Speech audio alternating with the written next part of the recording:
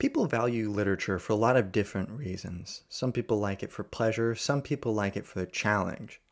I myself would classify myself more in the latter, not to put me on some sort of pedestal, but just to descriptively describe the kind of stuff that interests me.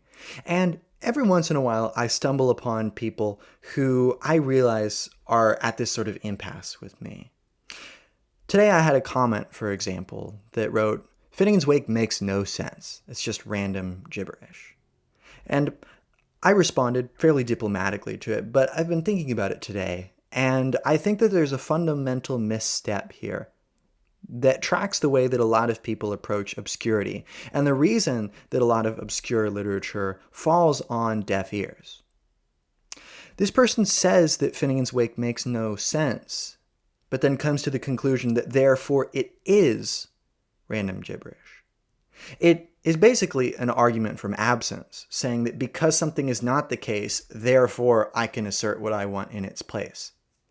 It seems to me that if we understand that something makes no sense and we accept that something makes no sense, that's an opportunity to learn and to grow and to come to know something better through familiarity, right?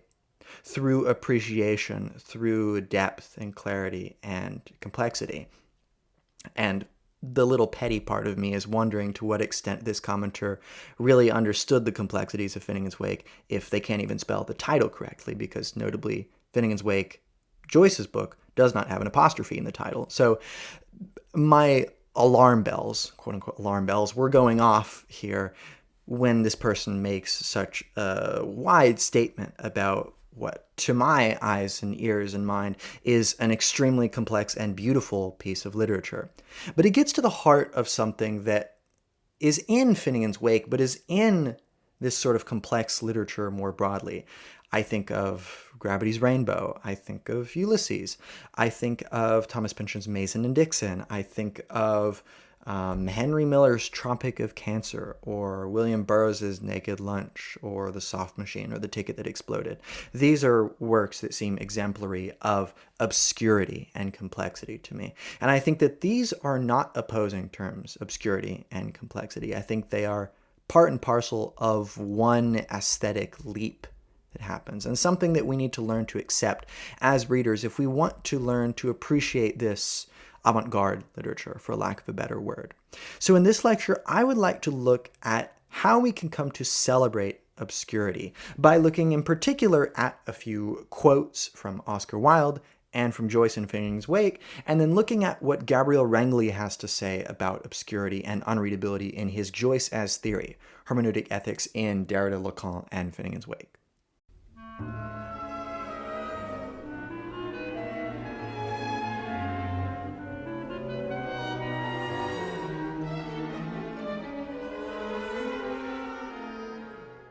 Now, Oscar Wilde has said, only the great masters of style ever succeed in being obscure. And I think there's a lot of truth in this because obscurity is a very complex phenomenon. It has a sense of opacity, but with that, a sense of depth, something hidden, something which has been occulted and which we have, at best, an oblique understanding of it. And this is, to me, very enticing as someone who enjoys learning. And I think that these obscure texts confront the learner with something genuinely different to be learned. And because of that, they make us confront difference. And I'm going to come back to this idea of confronting difference or alterity later in the lecture. But what's important is that there takes a certain mastery to be able to have this paradoxical state of obscurity embodied in a text. Because what happens when someone fails at being obscure? Well, it's just bad. In fact, it's just awful. It's meaningless in the worst kind of way. It's not meaningless because it knows it's meaningless and it's trying to do something with that, some sort of usurpation or irony. No, it's just ignorant of its own ignorance. I think that all good texts show themselves learned even in their most ambiguous or potentially fraught qualities, right? They show a sense of awareness in a properly living way of their own downsides, of their own techniques, of their own discourses and milieus through which they act. And I think James Joyce for one, but he's certainly not the only one, is an exemplar of this. He says in Finnegans Wake, we are circumveloped by obscuritads. This is really interesting because on the one hand, it is literally saying we are just circumveloped by obscurities. But notably, he doesn't say obscurities. He says obscuritads. Little tad bits of obscurity that pop out, right? Most of life is, as he says, one big stream's becoming. It is one fluid state of change and development. But it is punctuated by these moments and events, which often strike us as obscure, and they can become enrapturing to us precisely because of this obscurity, because we can imagine some sort of clarity behind it. And one of the great things about Joyce is that rather than ceding to this classical view of things, where the goal in hermeneutics, for example, is to reach the clear interpretation that can be gleaned from the text authentically, instead, we learn to inhabit a sort of liminal space where we don't forestall this obscurity, but rather we accept it in a way where we acknowledge the tenuousness of any interpretation. Gabriel Renggli writes very astutely about Finnegans Wake, the difficulty of the Wake is arguably neither an instance of purely self-serving aestheticism nor an auxiliary instrument of expression. It is not, in short, a superficial attribute beneath which we can postulate either an absence of meaning or a truer, perfectly straightforward writing. Rather, it is a meaningful implementation of alterity, which is another word for difference. Drawing our attention towards that which escapes comprehension, Joyce is driving a wedge between understanding and mastery, between linguistic capacity and linguistic purity. In other words, between clarity and obscurity, and between a sense of mastery, the likes of which Wilde is speaking of, and a wanton excess that seems to flaunt the purity of mastery. He says Finnegans Wake relies on an unassimilable alterity of writing in order to demonstrate the hermeneutic value of uncertainty. Not in the mode of a lack of understanding, but in the mode of an appreciation of any understandings being left with remainders it cannot integrate. This speaks to the partiality of hermeneutics as a project or discipline, and partiality in the dual sense in which I've used it continually on this channel. That is, biased and gap-laden, right? You can be partial to a certain flavor or opinion, and something is partially the case because it is not completely the case because it has gaps within it. And everything is like this. This is the reason that change can happen at all, because nothing is final or complete. Therefore, obscurity seems to accept this as a sort of general condition of aesthetics, what Renggli calls the anxiety of writing, a fundamental tendency to err and exceed and engage in a process of, as Derrida would put it, différance, which is both to differ from something and to defer an opinion, for example, right? All of these are embodied in what obscurity actually means because it allows for us as readers, writers, thinkers, speakers, performers to inhabit an aesthetic realm in a way that presents us with an environment which is not totally forestalled. For if it was forestalled and foreclosed, why would we read at all? If we sought clarity, how would we get from our moment of unclarity to clarity if from the very beginning we start in medias res, or as Joyce would put it, in medias reads, constantly stuck in a process of mediation? For reading is an act of mediation. Writing is an act of mediation of intent and purpose and style and form and content, right? So we never escape this mediation to get to some pure final gesture. Therefore, Renggli says, what makes Joyce's experiment so compelling is that his manipulations demand not that we surrender meaning, but that we transform and pluralize the modes of its production.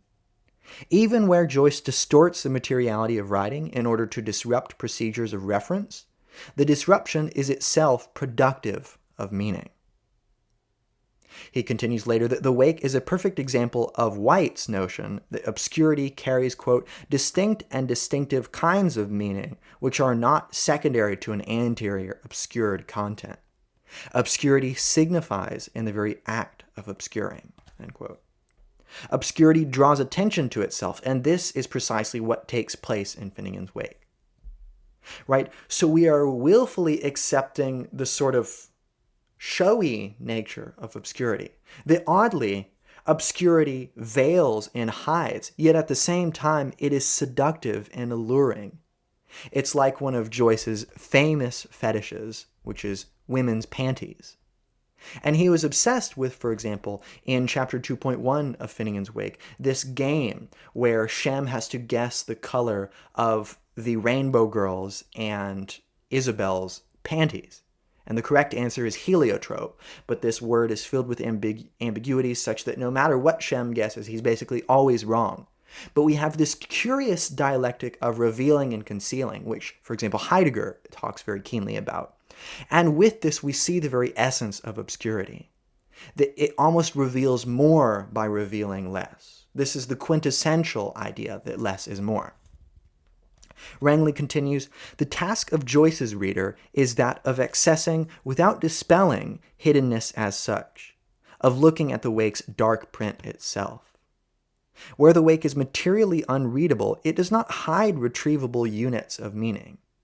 In other words, there is not some pre-made purity beyond the obscurity. Its obscurity at these moments is more fundamental, since any light to be shed would touch only on things other than what is actually on the page. To look at the darkness of the page is not therefore to search for hidden meanings, but neither is it to cease looking. Rather, it is to look at hiddenness without a hidden, to appreciate the meaningfulness of an obscurity that challenges meaning itself. And he says, in fact, that the Wake does not deny meaning, but pluralizes it, marks not the impossibility, but the endless productivity of our response to that which exceeds our conceptualization. And this seems to me very relevant to the value for individual people's lives of quote-unquote obscure literature. It demands work, and it demands what Renggli says is a deeply political ethical responsibility to the text, to reading, to constantly searching out meaning, even though it is always elided and occulted.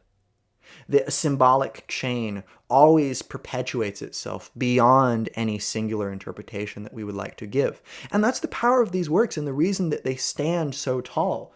For me, Finnegans Wake is so beautiful because I can hold this one text knowing that I will never exhaust it. And that to me is beautiful because that is the very essence of life.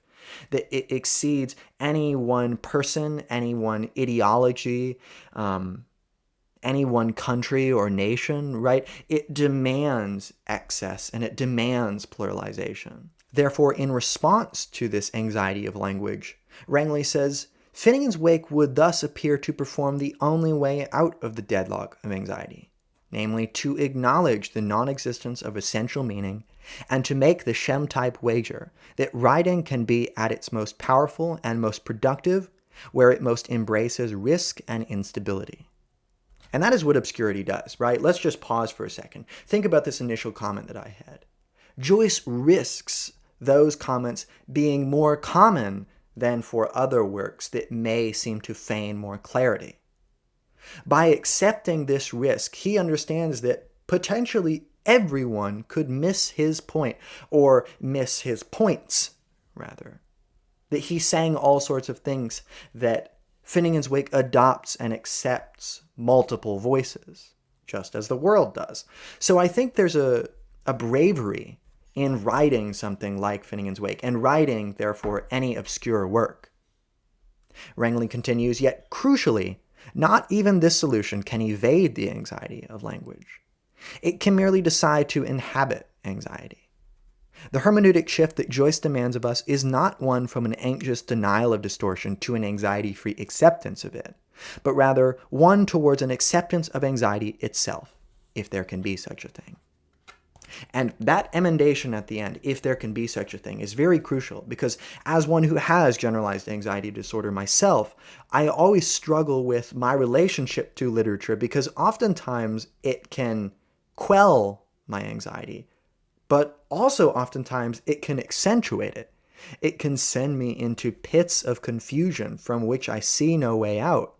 And yet at the same time, literature and works such as Finnegans Wake. I mean, Finnegans Wake has literally saved my life. I have struggled with suicidal ideations because of my anxiety, and Finnegans Wake is a cornerstone of the reason that life is worth accepting and that life is worth inhabiting in all of its ambiguities and its perils. So I think that hopefully this sort of personal tirade mixed with some theoretical observations is enough to show you not to immediately discount something which shows itself as nonsense. For Joyce wants to show that there is power and meaning in nonsense, that nonsense is not equivalent to nothing. For sense is a formal category. Sense is the things that we can fit into a comfortable place. Nonsense is threatening precisely because we don't understand it, because it is truly other, and yet it invites us because it shows us that that otherness lies within us too. So I think that there's a profoundly invading obscurity that we see in these works, where they proliferate out into us and they force us to examine ourselves precisely because as we read, we realize that we are examining some sort of universal pluralization of difference that doesn't privilege any one form, but privileges excess itself. So that being said, that's it for this lecture. I hope it's been somewhat helpful. You can check out any of my other lectures I've done on postmodernism, German idealism, gender theory, post-colonial studies, and other classic literature. You can also become a channel member for $5 a month and gain access to, among other things, a private philosophy Zoom, which you can tailor to your needs. I also have super thanks if you'd just like to donate to the channel, because books like this are not cheap, especially this one. And I appreciate anything that anyone gives, but no pressure. That's it for this lecture, and I'll see you in another one.